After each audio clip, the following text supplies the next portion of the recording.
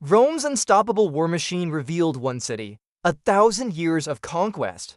From the deserts of Africa to the forests of Germany, the Roman legion was the most dominant fighting force the ancient world had ever seen.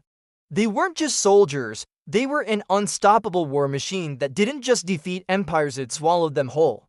But they weren't always this powerful. They started out as a simple citizen militia, sometimes armed with little more than farming tools, and they suffered humiliating defeats that nearly wiped Rome right off the map. So how did they transform into a professional army that would conquer the known world? Let's uncover the secrets of Rome's unstoppable war machine. The farmer's army. In its earliest days, Rome didn't have a standing army. When war broke out, it was fought by the citizens themselves, farmers and craftsmen who were expected to drop their tools, pick up a spear, and defend the republic. This wasn't a professional force, it was a seasonal militia. Your place on the battlefield was decided by your bank account. The richer you were, the better gear you could afford, leaving the poorest citizens with the most basic equipment.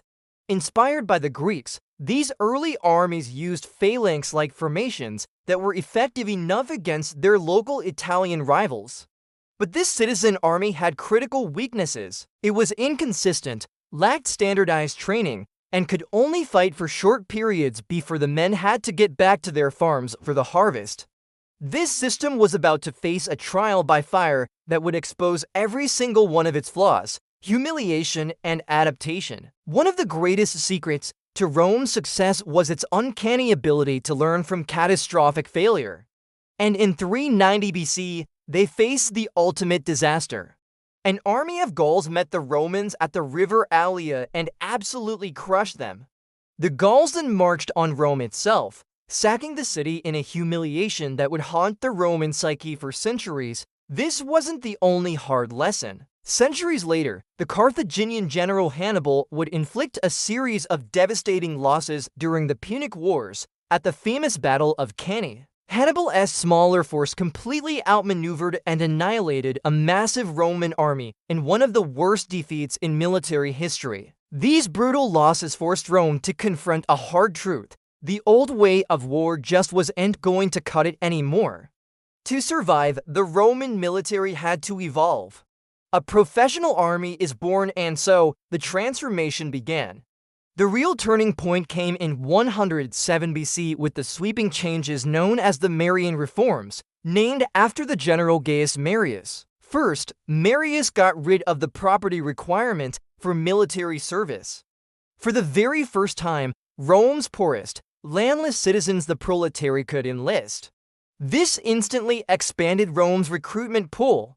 Crucially, the state now provided standardized weapons and armor to every single soldier.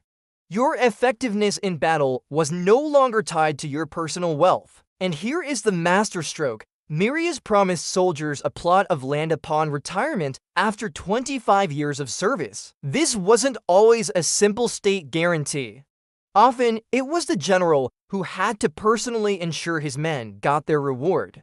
This move turned the army from a temporary civic duty into a full-time, professional career. It created legions of highly trained, long-serving soldiers whose loyalty was often stronger to their general, the man who guaranteed their retirement, than to the Senate. The citizen militia was dead.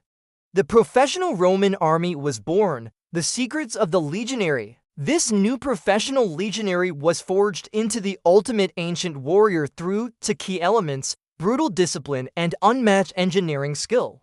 Training was relentless, designed to build almost superhuman endurance. A recruit was drilled to march over 30 kilometers a day in full armor, carrying a pack that could weigh up to 40 kilograms. They trained with wooden swords and shields that were deliberately twice as heavy as the real thing to build strength and speed.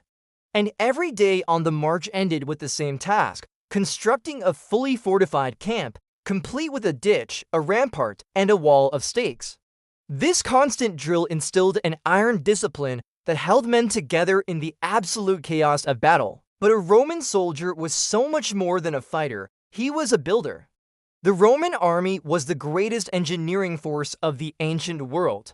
Legions constructed the roads that crisscrossed the empire, the bridges that spanned impassable rivers, and the siege engines that brought down fortress walls. Julius Caesar's legendary bridge over the Rhine, built in just 10 days, was a stunning feat of military engineering designed to strike shock and awe into his enemies.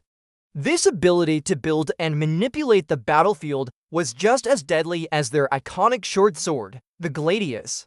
So, what was the real secret to Rome's unstoppable war machine? It wasn't a single weapon or a genius tactic. It was a combination of relentless adaptation in the face of defeat, the revolutionary shift to a professional standing army, iron discipline forged through endless training, and an engineering prowess that could tame any landscape. From a band of part-time farmer soldiers, Rome forged a military force that didn't just win battles, it built an empire. The legionary was both a destroyer and a creator, a soldier and an engineer. And it was this unique combination that allowed one city to conquer and hold 3 continents, leaving a legacy that shaped the world forever. If you enjoyed uncovering the secrets of the Roman army, make sure to like this video and subscribe for more journeys into ancient history. Let us know in the comments which ancient army you'd like to see us explore next.